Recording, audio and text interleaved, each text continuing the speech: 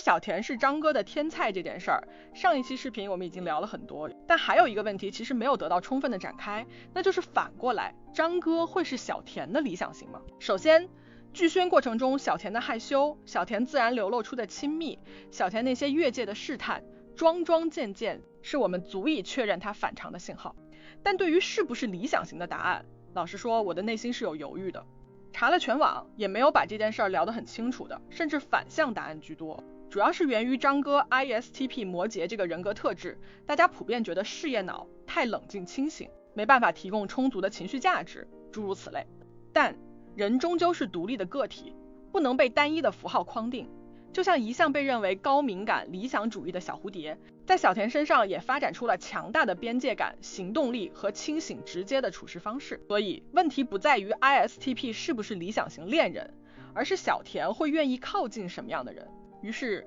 我又去查资料了，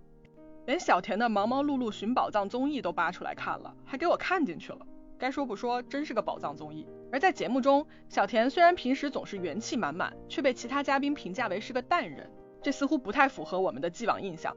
就像世人给小田的标签是甜妹，但他似乎更愿意定义自己为御姐。小田当然不是外表看上去的甜妹，但小田是御姐吗？这一点李雪琴那么敏锐的人在毛血旺里就当面反驳过，小田绝对不是传统意义上的御姐。御姐的御本质是驾驭，是一种高支配感，但小田的御更近于防御，是基于自我保护的需求和成长经历长出来的一种盔甲和保护壳。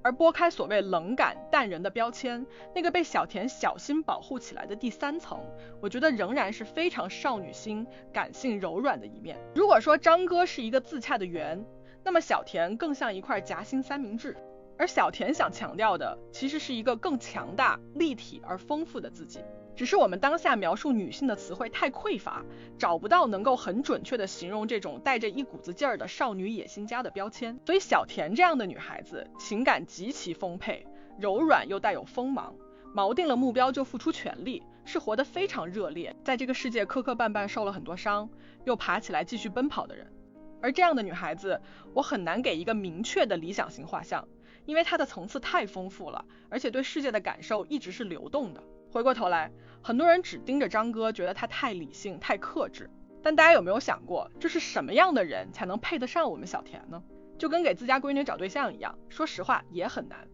而且小田的性格看起来软甜好相处，其实边界感特别强，情绪很内敛，不习惯完全敞开自己，也不擅长直白表达需求和依赖，比起一般人会更难真正走进一段亲密关系。举个例子，很多姐妹可能磕过李雪琴在毛血旺里爆料的糖，就是小田经常拉着七哥成宿的聊情感话题，问他跟李承铉感情怎么能一直这么好之类的。但其实我通过这个话题看到的是小田对于深层亲密关系建立的不安，比如要怎么去处理性格摩擦后的矛盾，以及真实的自我被看见后能否被接纳之类的。就像小田对粉丝的那句表白，好奇怪，竟然有人比我还相信我。太迅猛的爱意反而会让小田后退，他会不自觉想，你是真的了解我吗？你的爱意从何而起呢？你会不会因为我的长相靠近我，却发现我不是你想象的样子，然后失望离开呢？我觉得很多姐妹应该是可以共情这个心理的。聊清楚这个后，先给出我的第一个暴论，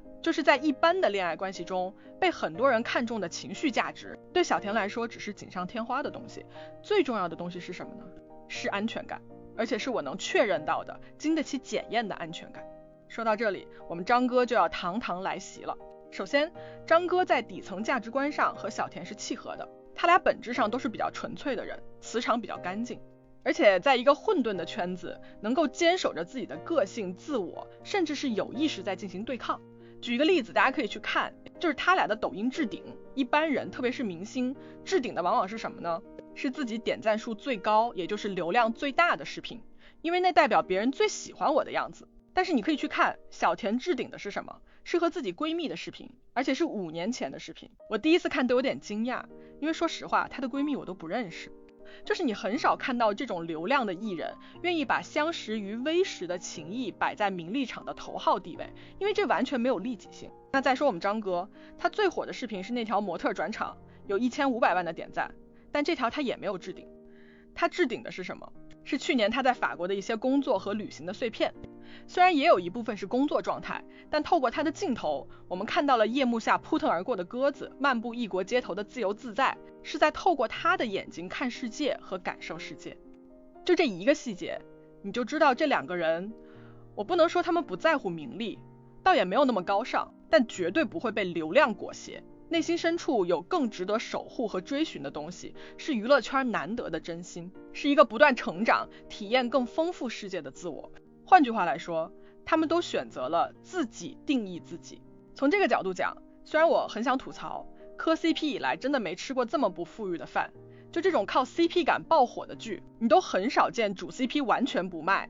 一夜给孩子做了1个月的饭的。但该说不说，在这一点上，他俩还真是有种默契的般配，不追逐一时的热度，不被外界声音裹挟，只想做个好演员，踏踏实实靠作品，怎么不算另一种天作之合呢？但回过头来，一个有着正确三观和高道德底线的异性，对于小田来说会获得第一重安全感，那就是我不会被人性的恶意所伤。